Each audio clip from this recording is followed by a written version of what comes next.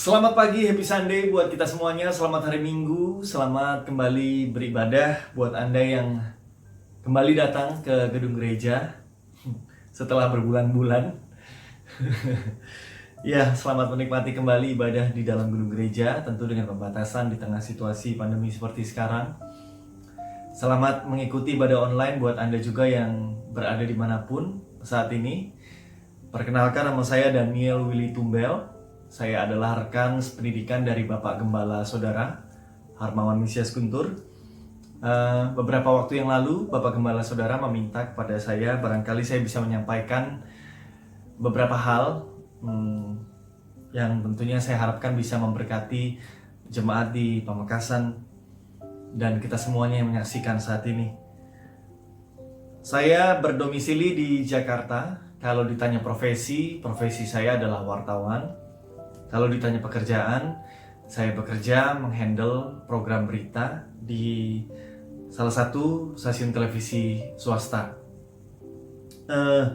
Hari Minggu ini saya mau berbagi sedikit hal kepada Bapak Ibu Saudara sekalian, tapi sebelumnya saya mau mengajak kita untuk membuka di Amsal yang ke-5 ayat yang ke-21. Amsal yang ke-5 ayat yang ke-21. Karena segala jalan orang terbuka di depan mata Tuhan, dan segala langkah orang diawasinya. Saya mau mengajak kita untuk buka ke Ayub 34. Ayub yang ke-34 ayat yang ke-21.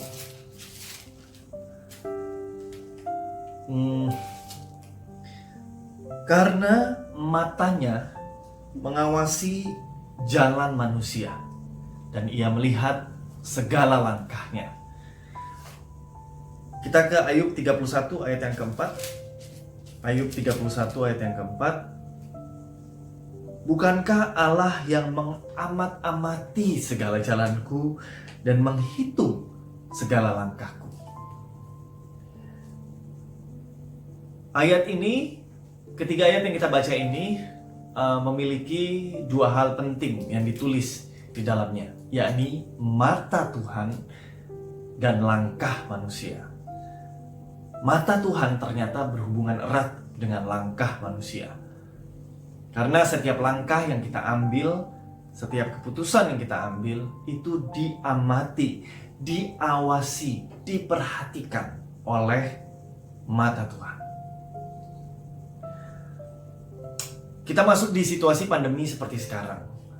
Dunia digoncang dengan virus yang tidak kelihatan, sulit sekali dilihat, tidak bisa dirasakan, ada di mana-mana. Virus yang kecil ini membuat bumi mengalami global lockdown. Sejumlah negara kemudian memutuskan untuk mengunci wilayah negara mereka, membatasi aktivitas sosial warganya, membatasi aktivitas ekonomi warganya. Kalau di Indonesia kita kenal dengan nama PSBB atau pembatasan sosial berskala besar. Sejumlah provinsi kemudian menerapkan PSBB. Moda transportasi kapasitasnya dibatasi. Moda transportasi pribadi umum dibatasi. Warga harus keluar menggunakan masker. Kita diminta menaati aturan protokol kesehatan, menggunakan sarung tangan bagi Anda yang naik motor, kemudian juga menjaga jarak fisik dan lain sebagainya. Ada hal-hal yang harus kita taati dalam protokol kesehatan di tengah situasi pandemi seperti sekarang. Global lockdown, ekonomi yang terpukul begitu hebatnya. Tidak hanya satu negara, tapi nyaris seluruh negara di dunia mengalami hal yang sama. Orang-orang yang dulu powerful, tokoh-tokoh yang punya kekuasaan dan kekuatan yang bisa mengendalikan segala sesuatu sepertinya di negara mereka, kini tak berdaya. Negara-negara yang kaya, negara-negara yang maju, negara-negara yang hebat dengan infrastruktur yang luar biasa, toh pada akhirnya menghadapi pandemi. Bahkan sebagian dari mereka juga mengalami lonjakan angka kasus yang luar biasa, yang nyaris sulit dikendalikan. Kita berada di situasi yang sepertinya kita nggak bisa kendalikan. Kita nggak bisa kendalikan lagi, kita nggak bisa tahu bagaimana mengatasinya dan lain sebagainya. Sebagai warga kita terdampak. Terdampaknya banyak ya saudara-saudara ya. Ada yang terdampak secara ekonomi, ada yang di PHK, diberhentikan oleh tempatnya bekerja, tidak lagi menerima penghasilan, ada yang penghasilannya berkurang jauh, drastis, mungkin hanya 10%, 20% dari biasanya. Kemudian kesulitan ekonomi terjadi, banyak orang tidak bisa memenuhi kehidupan sehari-hari, ada orang yang terjerat hutang dan cicilan dan lain sebagainya. Kemudian juga secara psikis atau mental kita terganggu karena mungkin terlalu lama berada di dalam rumah, lalu ada konflik-konflik yang terjadi dan lain sebagainya akibat pandemi. Semua orang terkena dampak dari pandemi ini. Situasinya nyaris nggak bisa dikendalikan. Tapi firman Tuhan pagi hari ini datang dan katakan kepada kita bahwa mata Tuhan mengawasi langkah-langkah kita. Segala jalan kita terbuka di hadapan Tuhan. Itu berarti sebenarnya Tuhan tahu apa yang terjadi. Pasti. Dan Tuhan mengawasi langkah-langkah kita, anak-anaknya. Saya mau berbagi sedikit kepada saudara tentang kisah hidup saya tahun 2015 awal. Waktu itu saya sudah 2 bulan menganggur, tidak memiliki pekerjaan. Saya berhenti dari pekerjaan yang lama. Selama 2 bulan itu saya berjuang untuk mendapatkan pekerjaan yang baru. Saya menyebar CV via email dan juga langsung ke sejumlah perusahaan. Sampai akhirnya ada satu perusahaan media radio besar yang waktu itu memanggil saya. Setelah proses interview dan lain sebagainya, saya diminta untuk membuat presentasi. Waktu itu saya sudah begitu yakin, sepertinya saya akan diterima di perusahaan media ini. Radio ya, di media radio ini. Saya pasti diterima. Sudah di langkah yang terakhir. Lalu, sementara saya membuat presentasi, tiba-tiba di email saya muncul lowongan pekerjaan di sebuah grup televisi besar di Jakarta yang mencari karyawan untuk satu posisi. Posisinya terus terang saya nggak tahu, saudara. Itu posisi apa, saya belum pernah tahu karena saya belum pernah bekerja di televisi waktu itu. Tapi saya pikir ya udahlah, ngelamar aja, nothing tulus gitu. Saya klik, toh nggak keluar biaya, saya tinggal klik, upload atau unggah resume, selesai. 3 hari dari sejak saya klik, tiba-tiba saya dipanggil oleh HRD dari perusahaan media televisi ini. Saya diminta untuk wawancara dengan user atau atasan. Saya datang. Waktu saya datang ada sekian belas orang yang sudah mengantri. Kebanyakan dari mereka adalah orang-orang yang berpengalaman. Mereka yang sudah lama bekerja di televisi dan sudah sangat tahu kondisi dan situasi dan job desk yang mereka kerjakan. Dan posisi mereka juga adalah posisi-posisi yang baik dan strategis di televisi-televisi yang lainnya. Waktu itu saya terus terang tidak percaya diri. Saya berkata, udahlah, pokoknya saya datang wawancara, selesai. Udah, yang penting wawancaranya dulu gitu. Saya juga nggak berharap diterima, nggak kepikiran diterima dan lain sebagainya. Lalu selesai wawancara, saya diminta mengerjakan beberapa hal. Selesai itu, beberapa hari kemudian, 1 minggu kalau tidak salah, tiba-tiba HRD media televisi ini menelpon saya, menghubungi saya.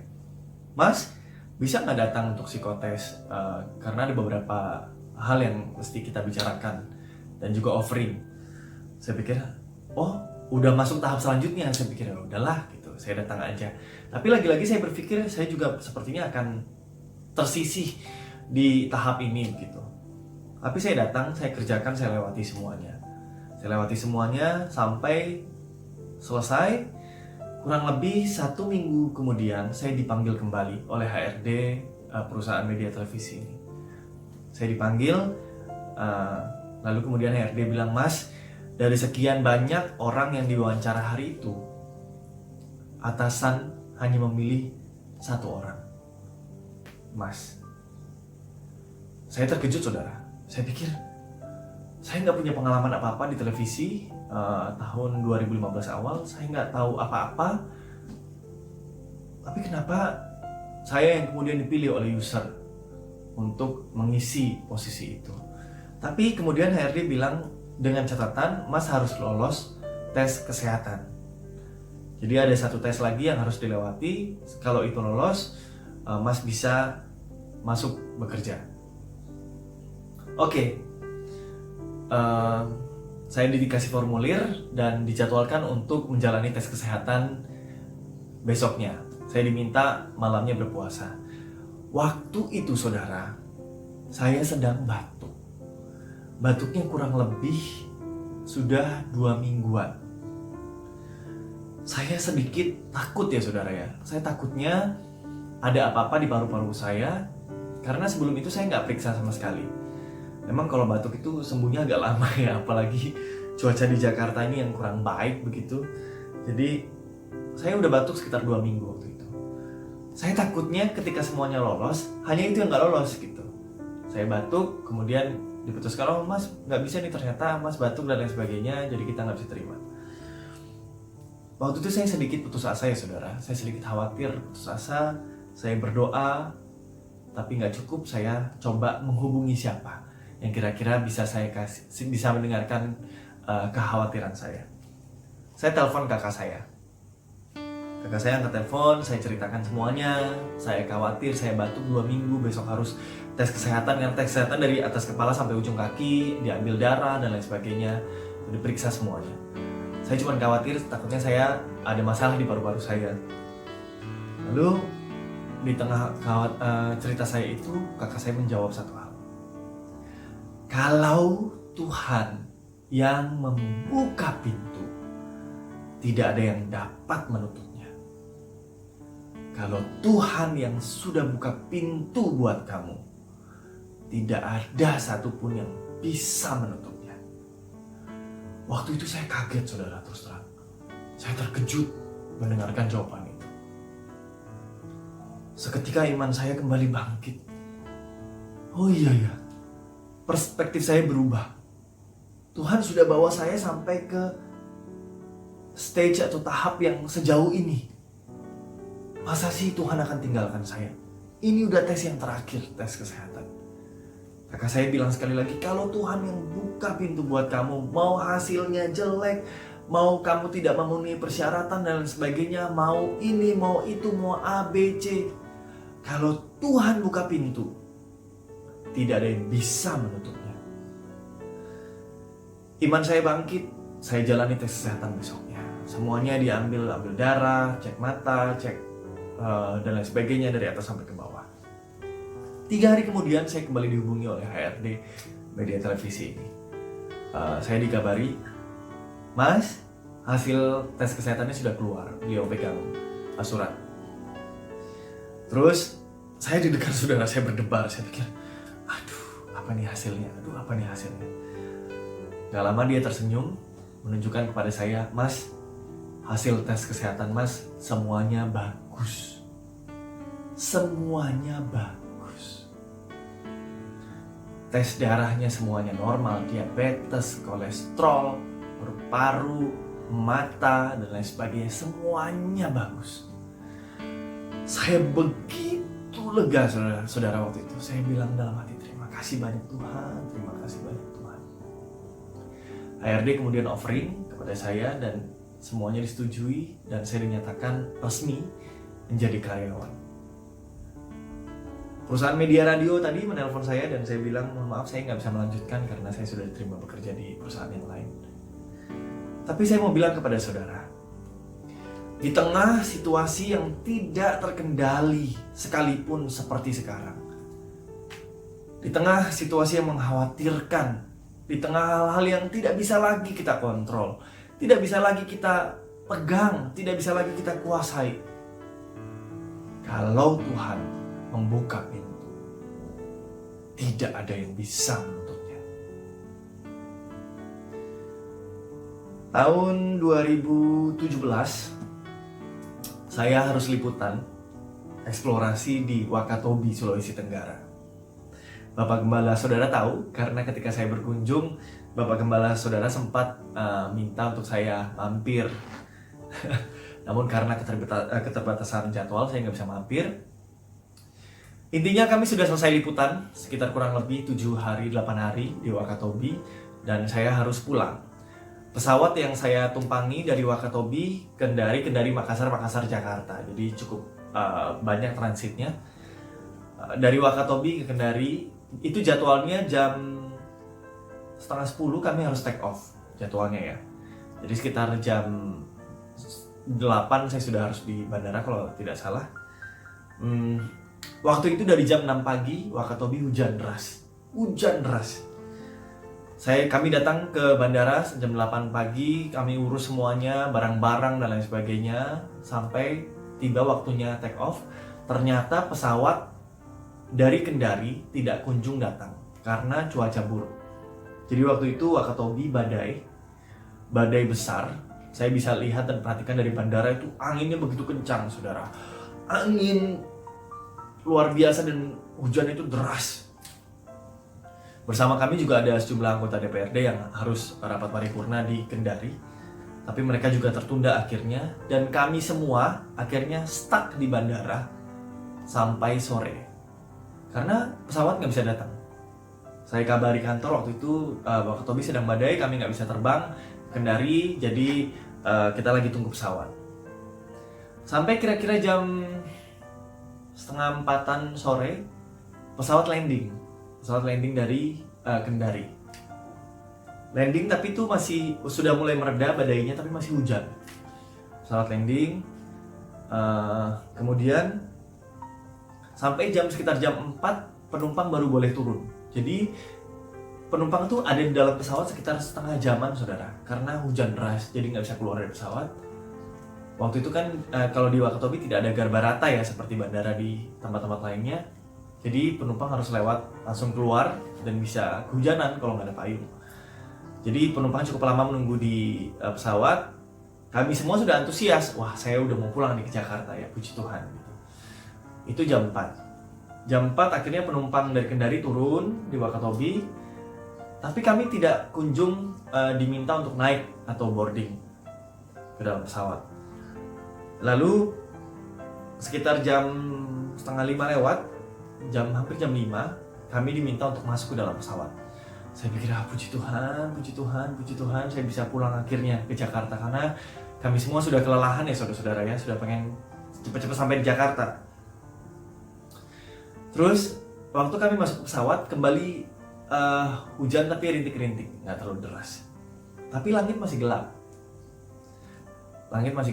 Saya tanya kepada pramugari waktu itu, Mbak, ini kondisi seperti ini apakah bisa terbang?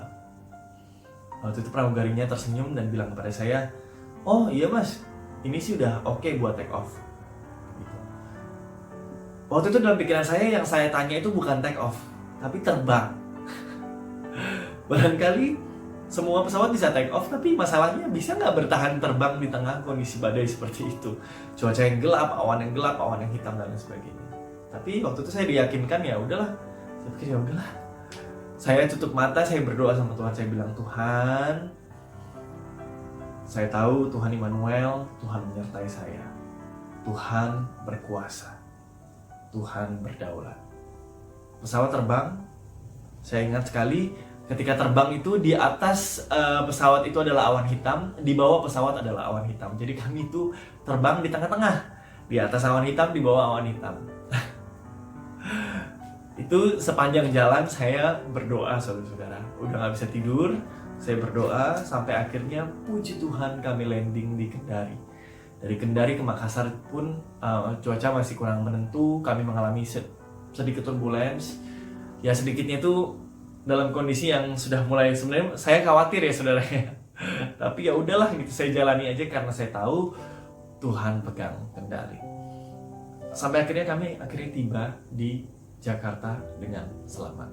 Tapi itu merupakan pengalaman yang tak terlupa, di mana saya terbang di tengah cuaca yang sangat buruk. Saya terbang berkali-kali di tengah cuaca yang buruk, tapi saya nggak pernah setegang itu terbang, karena pesawat yang kami naiki waktu itu adalah pesawat yang cukup kecil, ATR, yang kursinya, seatnya 22 gitu ya saudara ya. Jadi saya kurang begitu yakin, tapi ya sudah. Ketika keyakinan saya kepada situasi tidak lagi ada, ketika saya tidak bisa lagi meletakkan keyakinan saya kepada situasi, memang seharusnya kita letakkan bukan kepada situasi, tapi kepada Tuhan. Jangan letakkan keyakinan kita kepada hal-hal yang tidak menentu. yang bisa berubah kapan saja. Letakkan keyakinan kita kepada Tuhan. Karena Tuhan mengawasi langkah hidup kita. Itu dia tadi. Kalau Tuhan sudah buka pintu buat saudara, tidak ada yang bisa menutupnya.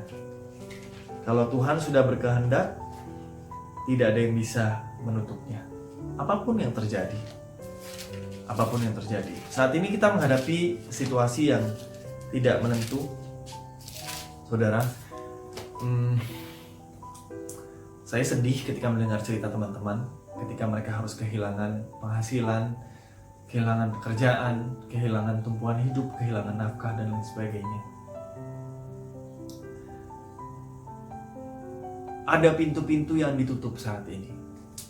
Tapi percayalah, ketika pintu yang satu ditutup, pintu yang lain dibuka. Kalau Tuhan buka pintu buat saudara, gak ada yang bisa nutup. Silakan, dunia bisa menutup pintu apa saja. Pintu kesempatan, pintu keuangan, pintu penghasilan, pintu kebahagiaan, dan lain sebagainya. Semua itu semu. Tuhan tawarkan kepada kita, Tuhan buka pintu-pintu yang lain. Kalau Tuhan yang buka pintu buat kita, tidak ada yang bisa menutupnya. Saya mau mengajak saudara baca di 2 Tawarik 16 ayat yang ke-9. Karena mata Tuhan menjelajah seluruh bumi untuk melimpahkan kekuatannya kepada mereka yang bersungguh hati terhadap Dia. Mari kita bersungguh hati. Saya mau bilang sekali lagi, bersungguh hati kepada Tuhan. Tuhan limpahkan kekuatan bagi kita. Saya tinggal di Jakarta, saya termasuk satu di antara sekian banyak warga Jakarta yang masih harus bekerja di tengah pandemi. Karena memang pekerjaan saya tidak bisa ditinggalkan meskipun kami dilonggarkan jadwal bekerjanya. Tapi tetap saya harus menghadapi resiko terpapar virus dan lain sebagainya. Ini adalah hal yang di luar kendali saya. Saya nggak bisa kendalikan. Saya tetap harus bekerja, tapi saya nggak bisa kendalikan situasi dan kondisi di luar. Tapi saya tahu Tuhan selalu pegang kendali. Tuhan perhatikan langkah hidup saya. Tuhan limpahkan kekuatannya kepada orang-orang yang bersungguh hati terhadap Dia. Tuhan menjelajah seluruh bumi setiap hari, mencari orang-orang yang bersungguh hati dan melimpahkan kekuatannya. Gak usah khawatir saudara. Pintu-pintu hidup saudara saat ini mungkin ditutup. Pintu keuangan sepertinya tertutup. Pintu penghasilan sepertinya tertutup. Pintu damai sejahtera sepertinya hilang. Sukacita diambil dan lain sebagainya. Ada banyak hal-hal dalam hidup kita yang baik yang kemudian mulai satu persatu hilang. Tapi percayalah, ada pintu-pintu lain yang Tuhan buka. Ada damai sejahtera yang melampaui segala akal dan pikiran yang Tuhan akan berikan kepada saudara. Ada sukacita yang dikerjakan oleh Roh Kudus yang Tuhan berikan buat saudara. Gak usah khawatir. Ada berkat-berkat lain. Bahkan ada pintu-pintu lain yang Tuhan buka buat saudara. Ada kemungkinan-kemungkinan lain yang Tuhan buka. Ada kesempatan-kesempatan besar lainnya yang Tuhan buka buat saudara. Kalau Tuhan buka pintu berkatnya, kalau Tuhan buka pintu-pintu kebahagiaan buat saudara, damai sejahtera buat saudara, sukacita buat saudara, tidak ada yang bisa menutupnya. Bersungguh hati kepada Tuhan. Itu kuncinya. Mata Tuhan menjelajah seluruh bumi untuk memberikan kekuatan kepada mereka yang bersungguh hati terhadap Dia. Tuhan memberkati saudara semua. Happy Sunday. Selamat menjalani hari Minggu. Selamat kembali beraktivitas. Selamat menjalani minggu yang baru. Tuhan memberikan kesehatan, kekuatan kepada kita semuanya. Mari kita berdoa. Tuhan Yesus, kami bersyukur kepadamu di tengah situasi yang tidak bisa kami kendalikan seperti sekarang. Kami tahu mata Tuhan menjelajah seluruh bumi. Engkau memperhatikan langkah kami, Engkau menetapkan langkah kami, Engkau memberikan kekuatan kepada kami. Tuhan, ada pintu-pintu yang tertutup. Kami berdoa saat ini Tuhan, Engkau buka pintu-pintu yang lain. Kami tahu Tuhan sudah sediakan berkat-berkat yang luar biasa bagi kami. Berkat materi, berkat kesehatan, berkat kekuatan Tuhan Yesus. Karena kami bersungguh hati kepada Tuhan. Kami mencari wajah-Mu Tuhan. Engkau yang ditinggikan dalam hidup kami. Engkau yang disembah. Engkau yang dimuliakan Tuhan. Engkau yang berkuasa. Engkau yang berdaulat. Kami serahkan keluarga kami, anak-anak kami, kehidupan kami, pekerjaan kami, apapun yang kami kerjakan, kami buat, kami lakukan Tuhan, kami tahu Tuhan akan buat kami berhasil. Semuanya bagi kemuliaan nama Tuhan. Nama Tuhan ditinggikan dalam hidup kami. Terima kasih banyak Tuhan Yesus. Berkati sidang jemaat di Pamekasan, berkati Bapak Gembala dan Ibu Gembala Hermawan Mesias Guntur, berkati keluarga, berkati kami semua Tuhan Yesus. Saat ini kami serahkan hidup kami dalam tangan Tuhan. Engkau Allah yang besar, Allah yang berkuasa, Allah yang layak terima sembah dan puji dan hormat. Terima kasih Tuhan. Dalam nama Tuhan Yesus Kristus kami berdoa. Haleluya. Amin. Tuhan memberkati saudara semua.